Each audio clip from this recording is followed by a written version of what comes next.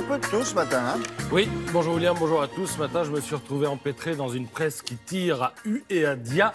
Bien difficile d'en extraire un fil conducteur avec des unes aussi variées que celle des Échos, qui s'attardent sur le fait que la CFDT ait détrôné la CGT dans le secteur privé, celle du Parisien, qui disserte sur les premiers portiques TGV mis en place par la SNCF dans les gares, ou encore la une de la Croix qui se félicite qu'un pôle scientifique de rang mondial soit en train de se constituer au sud de Paris. À sa clé, ce sera notre Silicon Valley à nous. Il est bien sûr aussi question de politique ce matin, ou plutôt d'économie, parce que Libération, Le Figaro et L'Opinion épluchent les programmes des candidats à la présidentielle, ce qui nous vaut ce dessin savoureux de CAC.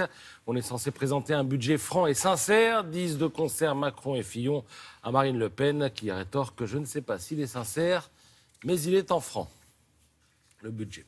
Bref, comme ce matin, ça part dans tous les sens, ma seule chance de donner un peu d'unité à tout ça, c'est de vous proposer un « Qui a dit quoi ?» Alors allons-y, qui a dit « Si la Chine ne règle pas la Corée du Nord, nous le ferons nous-mêmes ». Oh, ça, c'est du Donald, non? Oui, c'est un chef d'État, j'allais vous dire, qui confirme sa réputation de personnage incontrôlable, dont les plus pessimistes estiment qu'il pourrait déclencher une guerre par inadvertance ou par tweet, et les plus optimistes disent qu'il ne finira pas son mandat. Alors Donald Trump, effectivement, qui ne fait pas cette déclaration complètement par hasard, hein, il veut mettre la pression sur la Chine parce qu'il en reçoit le président en Floride jeudi prochain.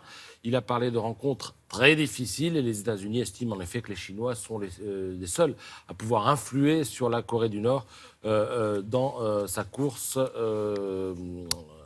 à la prolifération nucléaire. Trump ne donne pas de détails évidemment sur les actions envisagées. Il dit « Je ne suis pas les États-Unis du passé, ceux d'avant qui indiquaient « Oui, nous allons frapper à tel endroit au Moyen-Orient ». Qui a dit à propos des Républicains ? Vous les avez vus tous récitant leurs textes avec leurs airs empruntés de mauvais comédiens. Alors c'est qui ? C'est un candidat à la présidentielle, un petit candidat mais qui pose un problème grandissant à François Fillon.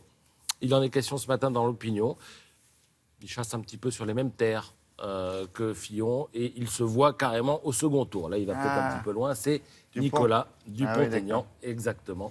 Les fillonistes ne prêtaient pas trop attention à lui. Ils disaient, bon, il va faire 1%, sauf que ce 1% pourrait fort manquer à Fillon au soir du premier tour. Donc, dans l'Opinion, vous lirez ce matin qu'un député Les Républicains dit qu'il entend de plus en plus de personnes sur le terrain qui disent vouloir voter Dupont-Aignan parce qu'elles ne peuvent pas voter Front National et qu'elles ne veulent plus voter Fillon. Qui a dit ? Le PS n'est pas mort, mais en fragilité. Alors ça, c'est un politique socialiste. Alors quand on atteint de tels niveaux en matière d'euphémisme et de langue de bois, c'est qu'on a affaire à un vieux de la vieille, hein, un apparatchik, un spécialiste. En plus, vous allez voir, la photo est drôle. Allez, qui voilà ? On dirait un parrain sur la photo, là, non? Oui. Faites voir la photo. Allons-y. C'est Julien Drey. Là, Et voilà, avec les lunettes. Il y a un truc, c'est à mi-chemin entre Don Corleone et Jaruzelski, quoi. Ouais. Hein, voilà, c'est un peu les deux. Ouais. Longue interview ce matin dans Libération où il se désole de la stratégie adoptée par Benoît Fillon. Ouais, Benoît Hamon. Ouais. Et puis il ne se remet pas du renoncement de François Hollande. Avec lui, la campagne aurait eu une autre teneur, dit-il. Qui a dit, pour finir, c'est le début de la fin pour Monaco. Alors on ne parle pas du royaume de Monaco, hein.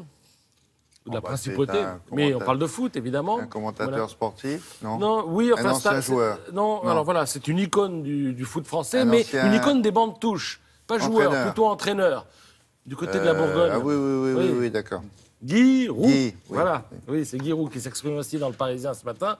Alors il voit bien le Paris Saint-Germain, in fine, faire la peau de Monaco en championnat, parce que Monaco est engagé sur plusieurs tableaux, la Coupe de France, mais aussi et surtout la Ligue des Champions. Et Paris, dit Guy Roux, doit tout gagner avant la fin de la saison pour se racheter de l'humiliation de Barcelone et de la fameuse remontada.